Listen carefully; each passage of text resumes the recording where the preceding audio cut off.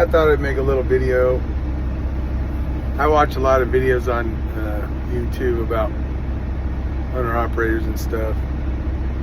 And I'm new to it myself. I've been driving since '97, but I've only been an owner operator for a year, and I'm not really a 100% owner operator. I don't have my own authority. I just lease on with a fairly, I think it's a big company, but I don't do freight. I just haul fuel. And I always wanted to do that. I always wanted to go get my own authority and haul freight. Like, you look at those load boards and I want to go there, and you just,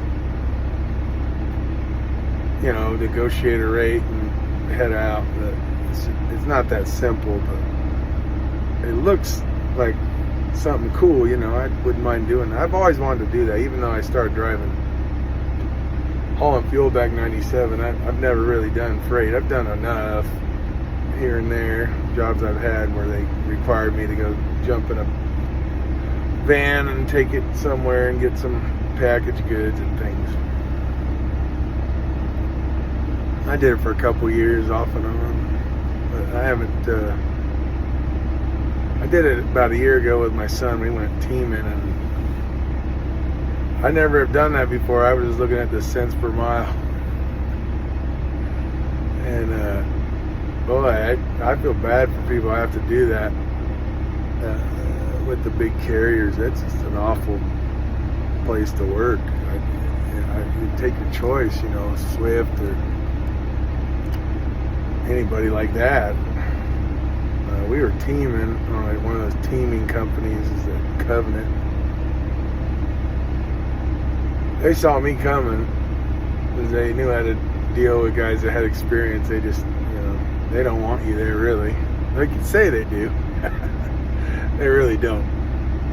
It's you'll talk back to them, and they want people that are afraid to lose their job. And I wasn't. And it didn't pay. It didn't pay what they said it would, and then so I came back and just immediately went back to fuel, and then I always wanted to be an owner operator, so trucks were cheap. Well, they were getting cheap during that COVID thing. You couldn't touch a truck like I got I paid $35 for this thing, but you could touch something like this for $75. It's stupid. There's no way I could get a hold of a truck. So I noticed trucks are cheap. Pay was all right. And this is what I learned. You can't do this for the money. You do this for the money, then you're just going to be disappointed. It just doesn't pay very well at all, according to, all the... Why is my face so shiny?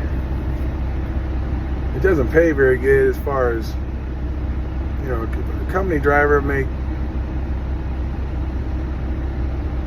where I'm at, I think the guys make... Well, I was a company driver for a while. I can't remember what I was bringing home. I think it was $2,000 a week after... I don't know if it was after or before taxes. I do get taxed really heavy when I'm a company guy. Now that I'm an S Corp and I use an accountant and a bookkeeper, I can't do that stuff, so I farm it out. I don't pay as much taxes, and rightfully so. Most of the money I make goes back into the business or the truck, so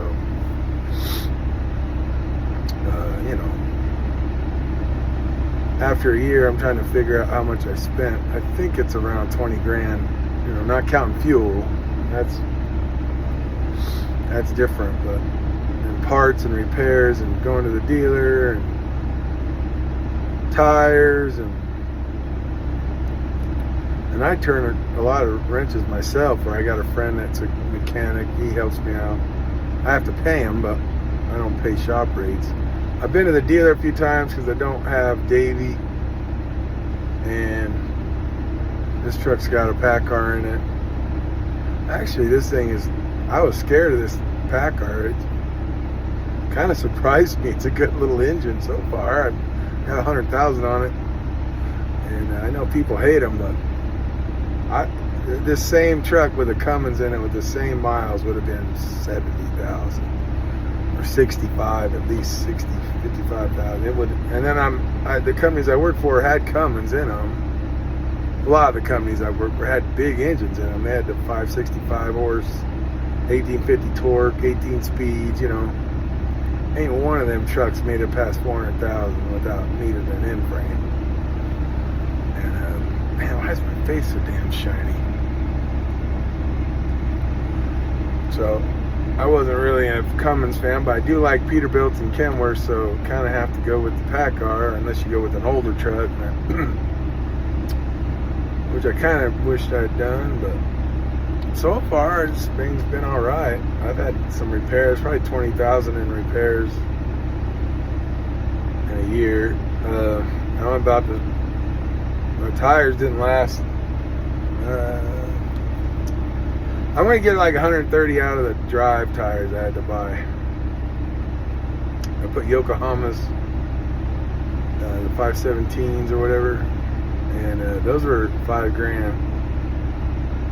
And I got 100.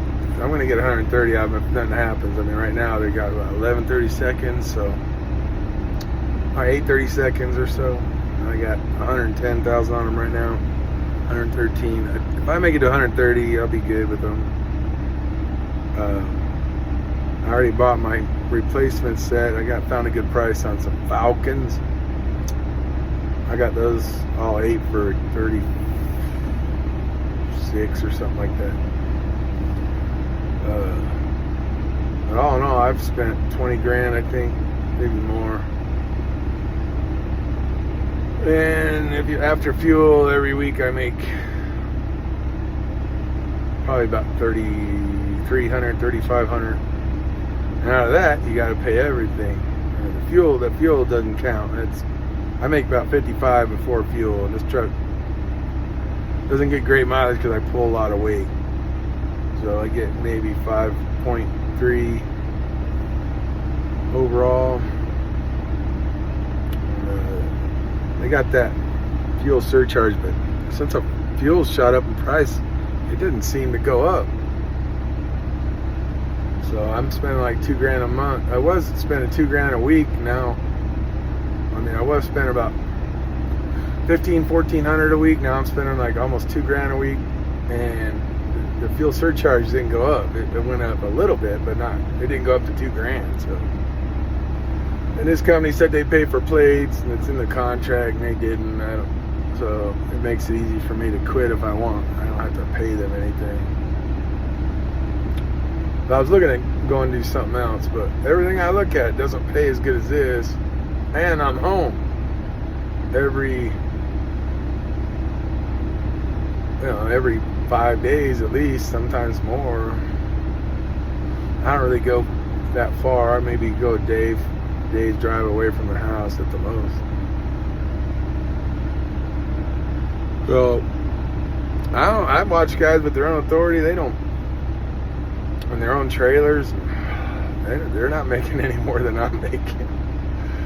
So I don't think it's a good idea to do it for money. If you want to do it and build a fleet, that's another thing. Guys think they're going to go onto like Mercer or Landstar, add a second truck, and then find a guy to drive it. Do you want to drive for a guy that just bought his truck? You know, I'd rather work for the company and get the insurance. Yeah, they can't pay enough. I don't get how you get guys to work for you, because the only way I could get a guy to work for me is to offer him or her, but come on, really, offer the guy a truck. You know, you can have this truck and you make payments on it, end of the 2 years or whatever. It's your truck, you can do whatever the hell you want. You got to incur all the costs, and it's not, I mean, if something breaks, you got to pay for it. And that's the only thing I can think. I mean, I would have taken that, but if someone offered it to me, it worked for me for 2 years, You incur all the the problems, pay for everything, and at the end of the 2 years, you get the truck. Only advantage that would be for me is that with two of us pulling off the same fuel account, I could probably negotiate a pretty good price. Because I can't negotiate nothing with these big truck stops. They don't want to listen. I can't even join Mudflap because I don't. They want an MC number. At least that's what they told me. I tried to work with a bunch of. Flying J would work with me, but they only would give me one store that was cheap. They would give me the good discount on one store, and that discount was basically like I could get. It was pretty much even with, other. You can't go to truck stops unless you get that discount. I mean, because they're like 40 cents higher than everybody. And I could go to somebody, like a 7-Eleven. And it's always someone opening up a new truck stop or something that you can. They want you just to learn their places and get used to going there. And after a year, they jack it up. Like, okay, I'm not gonna go back. I'm not gonna go there by force of habit. That, or they must have got a deal or something for a year. Who knows? But there's always somebody like that I can go get fuel from. So it'd be nice if I could have if I had one or two guys in my fleet, and then we just incur the fuel costs on the same account, and then there's a guy here that does that. Him and his brother and his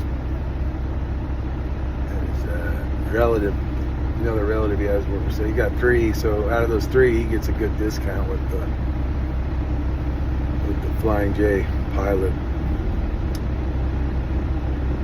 If you're just an owner operator, just one guy, you don't burn enough fuel for him to give you a deal. So better just to find it where you can. You're just gonna get just about as good a deal anyway. If you're going over the road though, you don't know where those places are. You just gotta get fuel when it comes up, when you run out. So you can't really. I guess you could if you're careful about it. But that's just another thing you gotta worry about.